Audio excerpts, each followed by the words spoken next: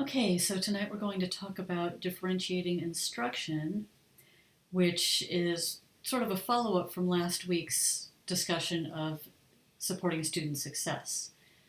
So, as we probably all can relate to, each student really has his or her own learning needs, and you probably have experienced this yourself, although all of you are obviously successful at some point in school because you've gotten this far. I'm sure that you had teachers along the way that supported you in your learning for different reasons and your different needs, and seen other students either being supported or not, depending on their learning needs.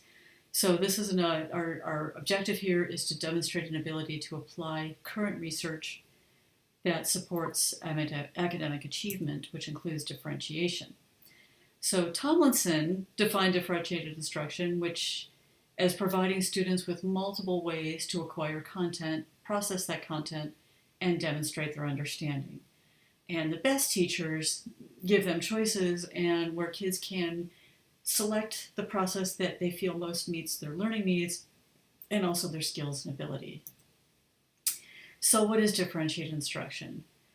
Tailoring instruction to meet individual and class needs, and these are the outcomes we want: to inspire a love of learning, increase student self-awareness, so help them identify where are their strengths, where are their needs. And sometimes we don't differentiate and only tailor to the student's strengths, but we want to also bolster some of their less strong areas.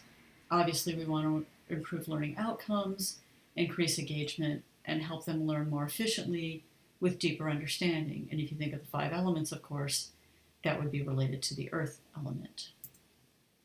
So differentiation is these things: whole group and small group instruction, which are groups are flexible. So sometimes kids might be grouped for small periods of time, and then those groups will change depending on the purpose and the needs of the students in the class and the assignment. It's student focused, designed around patterns of student needs. We value and plan for diversity of heterogeneous students.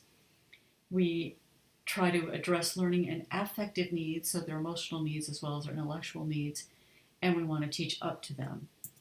Differentiation is not incompatible with the standards. It doesn't mean tracking or grouping students by ability.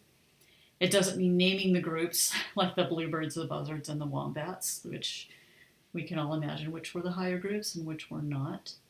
Mostly for students who are gifted, IEP, so these are the things it is not. What the research says that, of course, it matches Vygotsky's theory that zone of proximal development, taking kids where they are and helping them grow to the next level, addressing their students' differences in interest, which enhances motivation, and creating opportunities for students to apply multiple intelligences.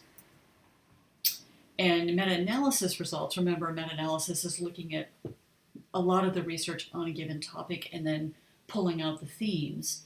So oftentimes what we find is that few teachers take students' learning profiles, interests, or cultural difference into account when planning lessons. In other words, I can plan a lesson for I can plan my whole school year, but that's problematic because if I do that before I even meet my kids, then I'm not taking into account their learning. And it's challenging as a professor, for example, because we have to design a syllabus for a whole semester before we even meet the students in our class. So I personally find that challenging because it's hard sometimes to respond individually in the case. It's easy for differentiated instruction to become tracking, where kids get sort of mainlined into particular groups. We find that growth in test scores usually happens when teachers provide meaningful differentiation. In other words, not teaching to the test, but giving them meaningful differentiation. And finally, teachers who did more differentiation tended to be more experienced. So it takes a while to learn how to do this, how to recognize your kids and your kids' different needs, and to find ways to differentiate. So if you don't get it right the first year, don't feel bad. I'm still working on it 28 years into teaching. It's a lifelong process. Okay, so we can differentiate based on students' skill level, students' interest, or their learning profile, i.e. their preferred learning style, kinesthetic or auditory or visual, or some of the other multiple intelligences. So for example, in looking at readiness, let's say we're learning about the gold rush in fourth grade, you might put them in different literature circles based on their levels of reading ability. Or in a high school class, let's say they're creating a newspaper about the Great Gatsby. Groups might be assigned based on student skills or interests. I oftentimes had kids choose their own groups and choose their own roles that they were going to accomplish. Usually took out some of the argument and frustration. Giving kids learning styles, giving them choices of different processes they could do in terms of demonstrating how they've learned. I have found this to be hugely successful, oftentimes giving them some kind of art project or written project or maps. All of these things give kids different possibilities and targets their particular learning needs and interests. So finally, in terms of interests, based on the different things we've covered this year, we could give them a choice to choose a time period that they're most interested and a project to do to demonstrate their understanding. Now, giving kids these kinds of choices this big is better later on in the school year once they've had different assignments with different kinds of projects you've given them and kind of seen what are the parameters of that.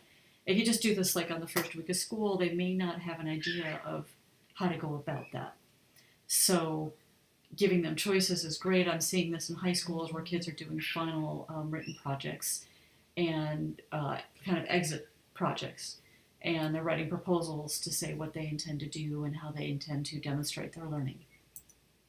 So that's like a basic overview of differentiation. Now you're going to watch a couple of videos with different, one from Alberta schools where they go over differentiation a little different way, and then you'll have a choice of a TEDx to watch.